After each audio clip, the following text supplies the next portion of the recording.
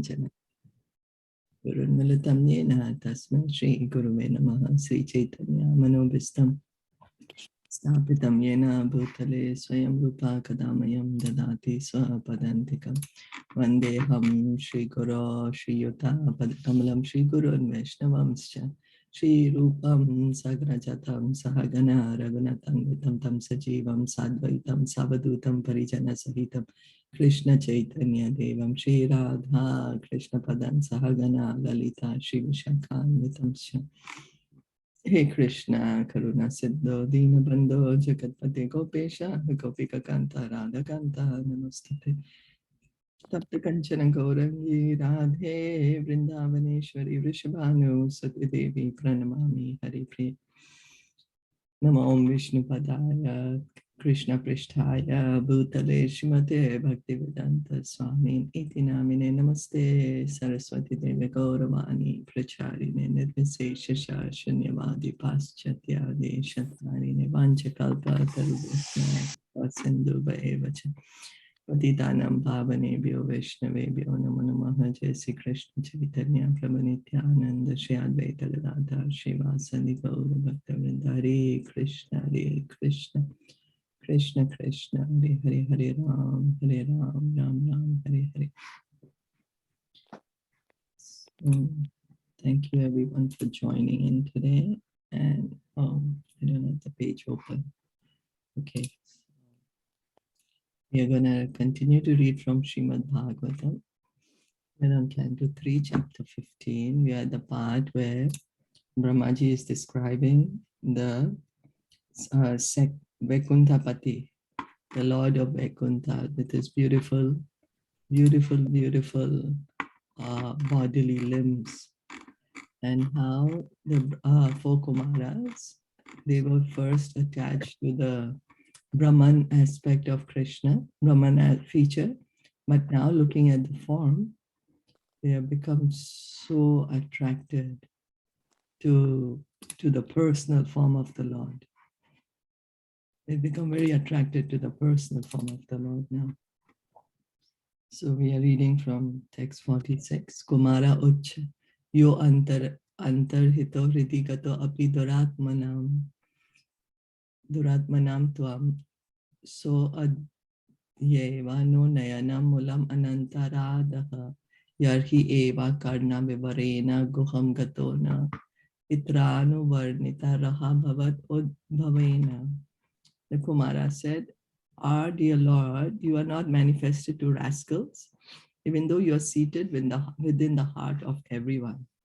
But as far as we are concerned, we see you face to face. Although you are unlimited, the statements we have heard about you from our father Brahma through the years have now been actually realized by your kind appearance. So the four Kumaras, what they are saying is, although you are in everyone's heart, Krishna is there in the heart of everyone. In his Paramatma feature, Krishna is seated in everyone's heart, but not everyone realizes him. The Kumaras is saying they're not manifested to the rascals, Duratmanam, rascals. Anyone? Why Krishna is not manifested to them?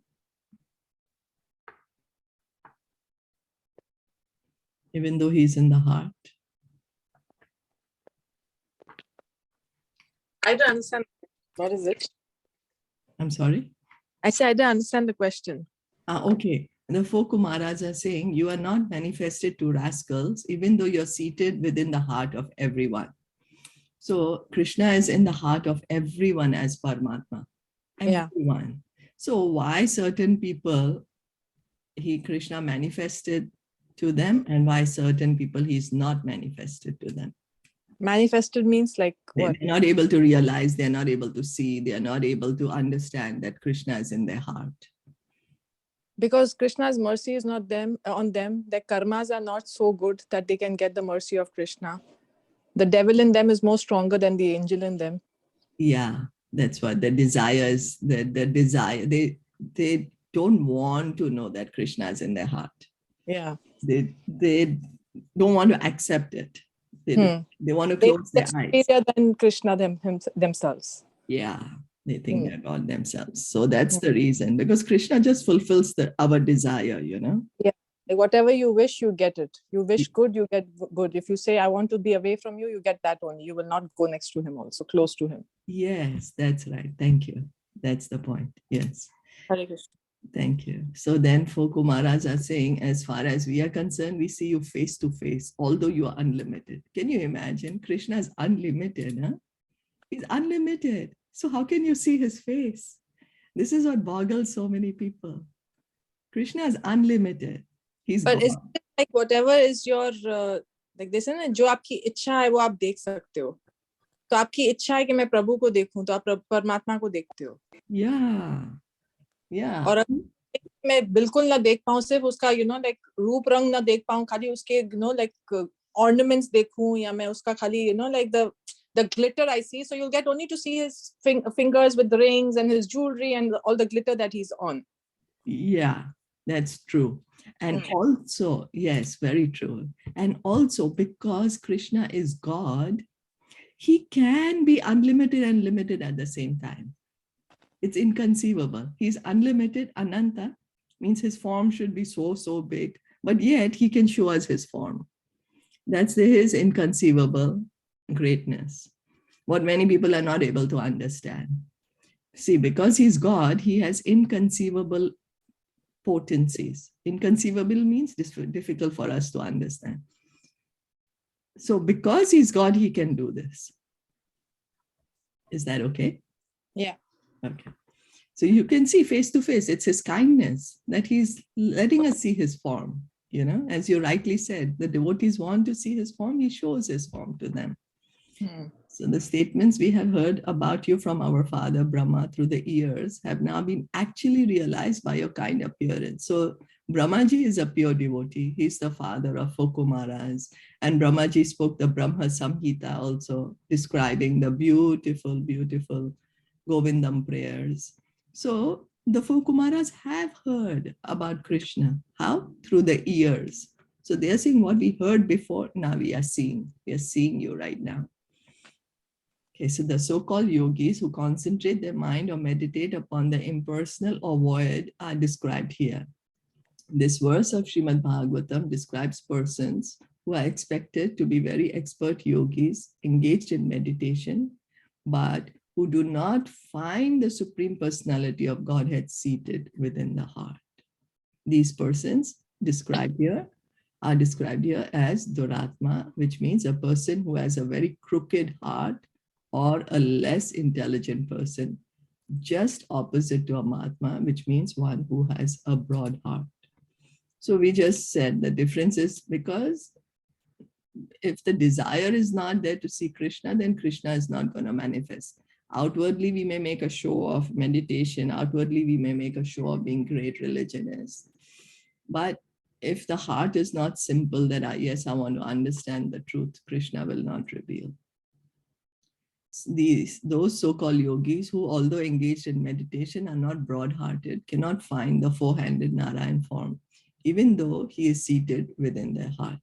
So that's why they're called Duratma, not Mahatma. Mahatma, we heard yesterday, was one who has understood that Krishna is the Supreme Personality of Godhead. Understood, he's on that platform, that Krishna is the Supreme Personality of Godhead. I have an eternal loving relationship with Krishna. And one comes to this point after many thousands and thousands of lifetimes. And then he surrenders to Krishna. Then he surrenders. Krishna says that, Sa Mahatma Sudurlabha, Vasudevam Sarvamiti Sa Mahatma tu Sudurlabha. He says that in the Bhagavad Gita. So although the first realization of the Supreme Absolute Truth is impersonal Brahman, one should not remain satisfied with experiencing the impersonal effulgence of the Supreme Lord. The first realization of the Supreme Absolute Truth is impersonal Brahman. The Supreme Absolute Truth is realized in three features.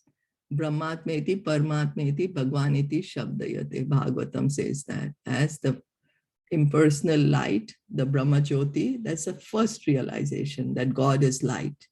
but we should not remain satisfied. Then we should need to go further.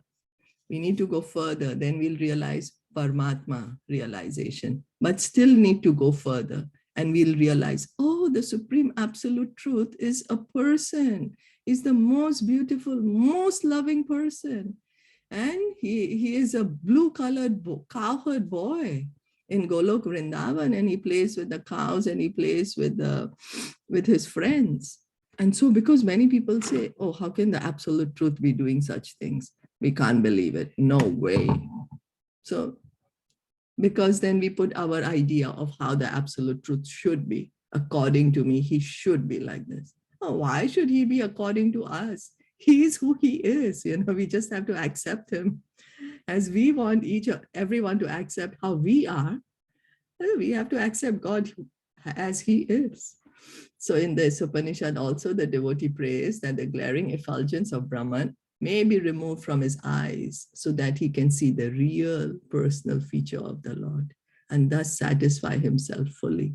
So in the Isopanisad, this comes in the mantra 12, I think, or mantra 15. We are going to be reading it soon. What is the devotee saying? My dear Lord, this light which is coming from your body is just blinding my vision. I cannot see anything beyond this light. Can you please remove this light from my eyes so I can see your beautiful form? And it's very clearly mentioned in the Isopanisad. And so this is one of the verses that we can give in evidence that God is a person and the light which is coming is from his body. Of course, we don't need to argue anyone. People who are willing to listen, we speak to them. People who are not willing to listen, we don't disturb them. Don't disturb anyone. And when their time is right, they will have they will get the understanding. So because if a devotee sincerely wants to see him, the Lord is revealed to him. Because the desire, again, based on the desire. Somebody's desire is not there, no matter how much we force them, they won't listen. If somebody is pretending to sleep, how do you wake them up? You call them, but he's pretending to sleep, so he won't wake up. But somebody who's really sleeping and you call them, he'll wake up. So we need to speak to the innocent, the people who are really looking out for God. Who's God? I really don't know about him. Speak to them. And persons who really don't want to understand God, don't disturb them. Let them, when their time comes, when the desires are risen in the heart, then you can talk to them. So that is coming on the Madhyam platform. That's how the Madhyam devotee does. So it is said in Bhagavad Gita that the Lord cannot be seen by our imperfect eyes. He cannot be heard by our imperfect ears, and he cannot be experienced by our imperfect senses. But that if one engages in devotional service with faith and devotion, then God reveals himself. So we can't see our eyes, we can't even see the germs in front of us. What to say about the Lord? Our ears, we hear so many things and we mistake something else, I heard this, I thought it was this, but it turned out to be something else. So our senses are so imperfect. How will we be able to see Krishna, who's the most perfect person, with such imperfect senses? But when we engage in devotional service, which begins by hearing and chanting, then Krishna reveals himself. Now, like this, for example, we are hearing about him from Bhagavatam. We are hearing how he has such beautiful limbs, how he's wearing bracelets and garlands of flowers. He's blue-colored. He has a crown on his head. So this is devotional service, hearing about Krishna with faith and devotion. So why do we not disturb the others who don't want to hear about God, who are really stuck, know that God is light or he's nothing or energy? Why we don't disturb them? We don't try to argue with them, because if we strongly try to speak to them, they might get offensive, which is not good for them. It's not good for them if they become offensive against Krishna. So that's the reason we don't disturb them, so they don't become offensive, at least. So then here the four sages, Sanat Kumar, Sanatana, Sanandana, and Sanak, are described as actually sincere devotees. So the sincerity was there. They always had the desire to understand the absolute truth. Although they had heard from their father Brahma about the personal feature of the Lord, only the impersonal feature Brahman was revealed to them. But because they were sincerely searching for the Lord, they finally saw his personal feature directly, which corresponded with the description given by their father. So the desire, they had that desire to, although they had understood that God is light, their understanding was this much, but they were sincere. They still had that sincere desire to understand. They were looking, who's the Lord? Who's the absolute truth? And they found him. And what did they find? That whatever they heard from Brahmaji was the truth. Brahmaji was not speaking lies. They saw that however Brahmaji described the Lord is standing face to face, and the description matched perfectly. So this is the way we receive knowledge from authority. Brahmaji is an authority to hear about the Lord, to hear about devotional service. So if we hear from him, we know he's speaking the truth. And here it is been, what do you say? The four Kumaras are seeing, yes, Brahmaji actually spoke the truth. His descriptions about the Lord are the same as he truly is. Thus, they became fully satisfied. Here, they express their gratitude because although they were foolish impersonalists in the beginning, by the grace of the Lord, they could now have the good fortune to see his personal feature. So, the four Kumaras, they were on the Brahman platform, which is very high platform, not easy to go there, very difficult, but yet they thought themselves foolish, even though they were on such a high platform. Why? Because they felt, oh, we were attached, we were thinking that God is just light, but here he's such a beautiful, amazing person. It's our good fortune to see him.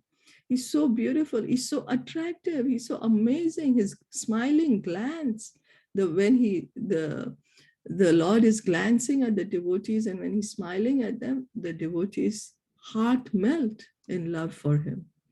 So another significant aspect of this verse is that the sages describe the experience of hearing from their father Brahma, who was born of the Lord directly. In other words, the disciplic succession from the Lord to Brahma, and from Brahma to Narad, and from Narad to Vyas, and so on, is accepted here.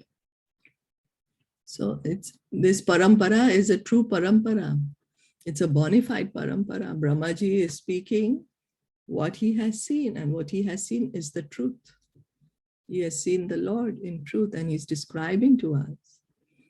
Because the Kumaras were sons of Brahma, they had the opportunity to learn Vedic knowledge from the disciplic succession of Brahma, and therefore, in spite of their impersonalist beginnings, they became, in the end, direct seers of the personal feature of the Lord.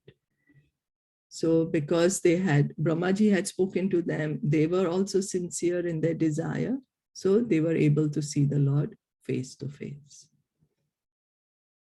Any comments or questions? Or anything to add?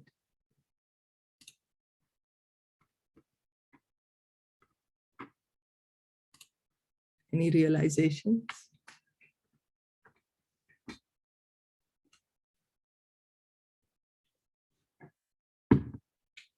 No, then we will go forward. Yeah, I like that line. They were sincerely searching for the Lord. Yeah. That's why we got to see. Yes. That's what we need. If we are sincere, Krishna will reveal himself. Yes. Yeah. And so that's the reason we don't need to, criticize or judge others, because if they are on different paths, because it's their choice, just depends. Whatever is a person's choice, what can you do? Can't force anyone. Yes. And especially when another person is strong and, so tries to, puts you down. And we should not just be away. Yeah. We should not do that, because we need to respect everyone. And we don't need to argue with anyone. And we shouldn't let others also get offensive to Krishna because it's bad for them. Yes. So And whenever the time is, whenever it's their time, they will come to it. Yeah. So try to find the people who are sincerely looking for Krishna and speak to them. Because there are many who are sincerely looking for God, who really don't know who's God, who want to understand who's God. Look for them and speak to them. So then reading on, 47, Tam Tvam Vidama Bhagavan Paramatma Tattvam Satvena Samprati Ratim Rachayantamesham Yatte Anutapa Vidite Drita Bhakti Yoger Udgran We know that you are the Supreme Absolute Truth, the Personality of Godhead, who manifests his transcendental form in the uncontaminated mode of pure goodness. This transcendental eternal form of your personality can be understood only by your mercy through unflinching devotional service by great sages whose hearts have been purified in the devotional way. Wow. So beautiful. So what they are saying, that now the four Kumaras, they had darshan of the Lord. Now they say, now we know you are the Supreme Absolute Truth. No one is higher than you. You are the Supreme Personality of Godhead. And your form is transcendental. It's not material. So this is how we get to understand. The Lord's form is not material, made of this earth, water, air, fire, ether, like ours is made. Lord's form is transcendental. It's uncontaminated mode of pure goodness. Because some people say that when the Lord takes a form, his form is in the mode of goodness. No, it's not in the mode of this material goodness. It's in the mode of Shuddha Sattva, Vasudev Sattva, pure goodness, which is nothing to do with the material goodness. Or what is material goodness? Sometimes we are on the platform of goodness, sometimes passion, sometimes ignorance, But pure goodness is just pure, cannot come, there is no passion, no ignorance, just uncontaminated goodness there. Then transcendental. And then they are saying this form of yours is eternal. It's eternal. It always exists. Not that it exists for some time and doesn't exist for some time. And how can we understand? Only by your mercy. Only by your mercy. And how do you attract your mercy? Through unflinching devotional service, by doing bhakti, by sages. And then what happens when we do devotional service? The heart gets purified. The hearts get purified, and then we get devotion in the heart. This is how we attract your mercy. Then we can see you face to face. We can see that your form is eternal. We can understand that it's transcendental. So because many people, they try to argue, then we just leave it. Because here the qualifications are given here. Or if somebody is not heard and chanted about Krishna, they won't be able to understand his form. So then there's no need to get into arguments or discussions. But yes, if somebody is willing to really willing to hear, we should speak to them. We should. It's our duty then to educate them, give them this knowledge. The absolute truth can be understood in three features: impersonal Brahman, localized Paramatma, and Bhagwan. Brahmatmeti, Paramatmeti, Bhagwaneti, Shabdayate. This is how the absolute truth is understood. The Supreme Personality of Godhead. Yeah. So here it is admitted that the Supreme Personality of Godhead is the last word in understanding the absolute truth. So once we understand that the absolute truth is a person, then our understanding is complete. There is nothing beyond Krishna. There's no one greater than Krishna. Krishna is the origin. Once we reach there, there is nothing else to search. Once we reach to the point, then what do? We just surrender to Krishna. Oh, he's the Supreme Lord. I'm his eternal part and parcel. I have a loving relationship with him. Let me engage in my loving relationship with him. And what is that? That's bhakti, hearing and chanting, worshipping the deity. So even though the four Kumaras were instructed by their great learned father Brahma, they could not actually understand the absolute truth. They could only understand the supreme absolute truth when they personally saw the personality of Godhead with their own eyes. The four Kumaras had heard about the Lord, about the personal form of the Lord from Brahmaji, but they were not able to understand. But now they are seeing him with their own eyes, and now they are able to understand him. In other words, if one sees or understands the Supreme Personality of Godhead, the other two features of the Absolute Truth, namely impersonal Brahman and localized Paramatma, are also automatically understood.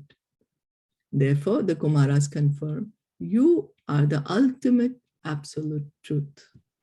So once a person understands that the Lord is a person, then it's easy for him to understand. He's a person, and the impersonal aspect, the Brahma Jyoti, the light, that is the effulgence which is coming from his body.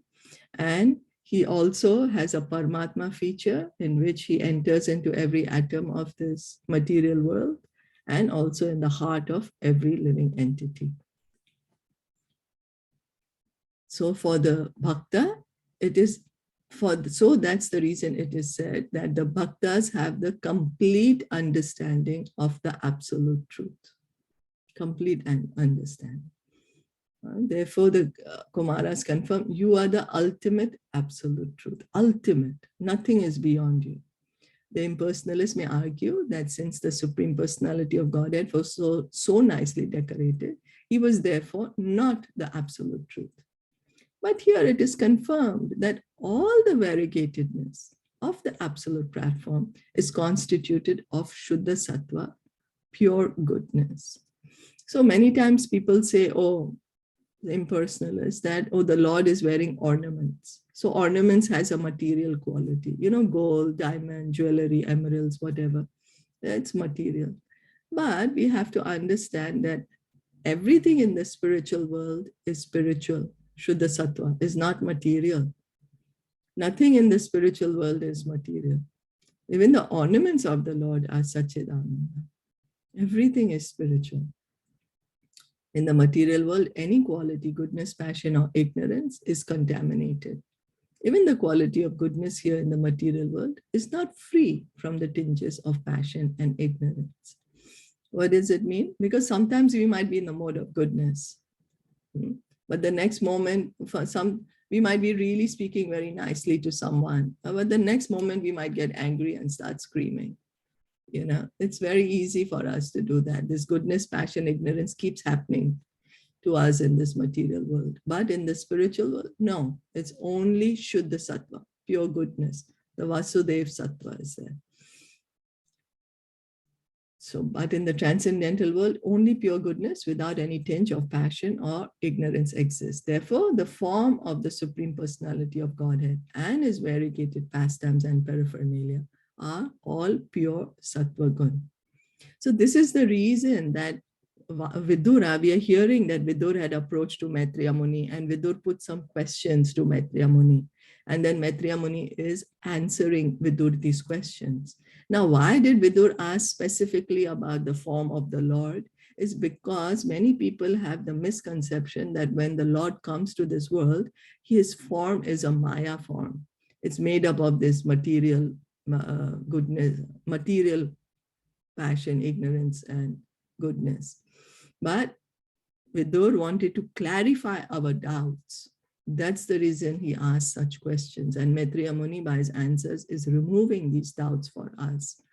This misconception is giving us the clear knowledge, the absolute knowledge of the transcendental form of the Lord.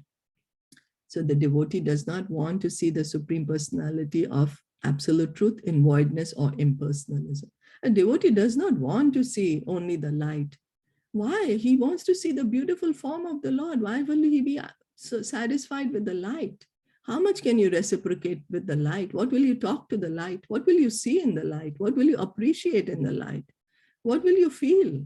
Okay, you'll feel happy, peaceful, nobody's bothering me, Om Shanti Shanti. But where is the beauty? Where is the attraction? Where is the beautiful form of the Lord, and saying, oh my God, he's so amazing, he's so wonderful, oh, he looks so beautiful.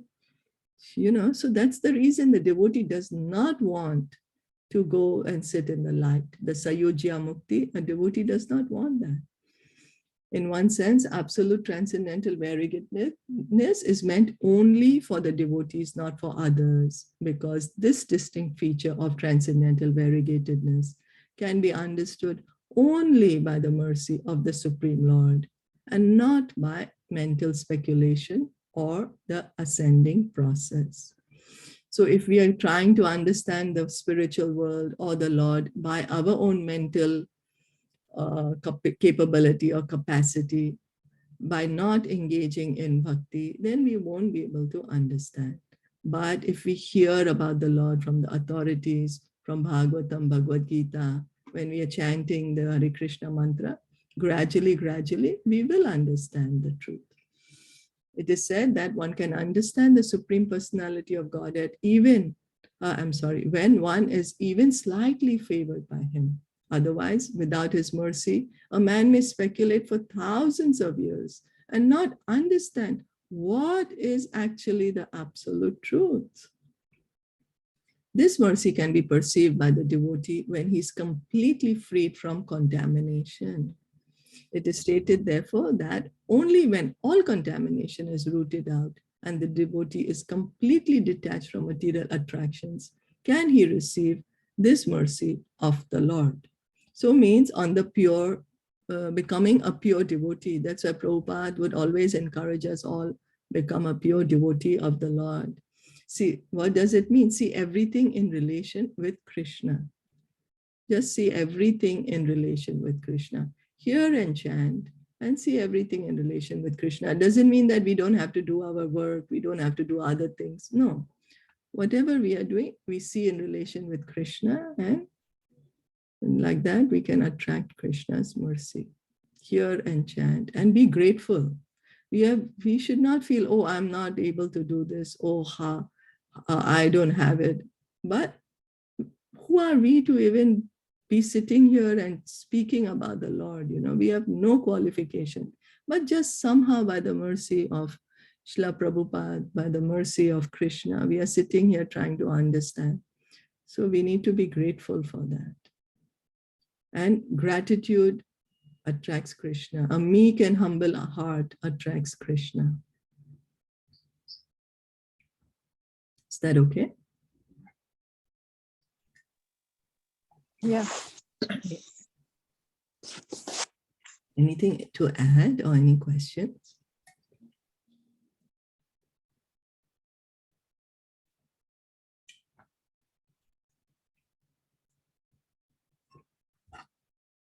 Any comments, realizations? No? Everything is clear. Very nice explanation. Thank you so much. So we'll stop here for today. Srimad Bhagavatam ki jai, Srila Prabhupada ki jai, Gaur Premanandi, Hari Bol, Hare Krishna. Hare Krishna.